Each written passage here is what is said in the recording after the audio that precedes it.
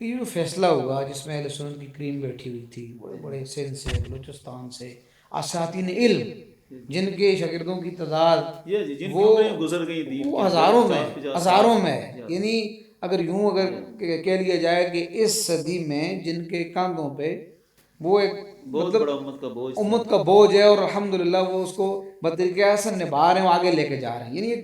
یعنی اس صدی کا جو تسلسل اگلی صدی میں منتقل ہوگا اسلام کا، اس میں وہ لوگ بنیادی اور کلیدی حیثیت رکھتے ہیں۔ اب انہوں نے بیٹھ کے وہ شرعی فیصلہ کیا، اس پہ ساری چیزیں ہوئی۔ اب بھی کچھ لوگ اس پہ بات کرتے ہیں، اس بارے میں آپ ایک دو جملوں میں، ایک دو منٹ میں کیا کہنا چاہتے ہیں؟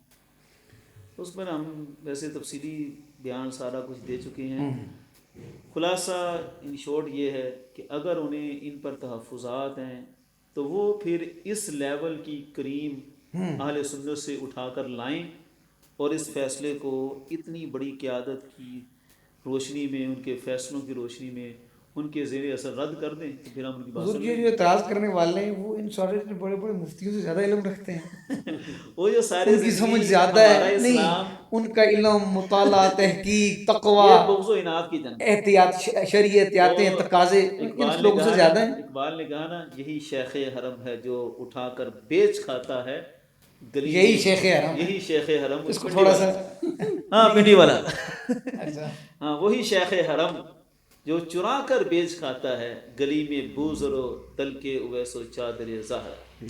شیوخ فرمایا حرم نہیں ہونا چاہیے ویسے۔ ہاں بس اب تو شیوخ ہو گئے، چلیں اس کو جنس بنا لینا، بڑے شیخ اس کے تحت آ جائیں گے۔ صحیح ہے۔ تو مطلب یہ ہے کہ اقبال نے کہا یہ تو وہ لوگ ہیں جو چادر زہرا رضی اللہ تعالیٰ عنہ کے معذرت صداگر ہیں، انہوں نے تو سیدہ پاک رضی اللہ تعالیٰ عنہ کے نام پر صداگری کر کے جو ہے نا وہ لوگوں کو دھوکہ دیا۔ کتنا بڑا ظلم ہے! اصل تو یہ ظلم ہے کہ آپ نے اتنی مقدس ہستی کے نام کو استعمال کر کے اپنے ذاتی مفادات، مقاصد استعمال کیے۔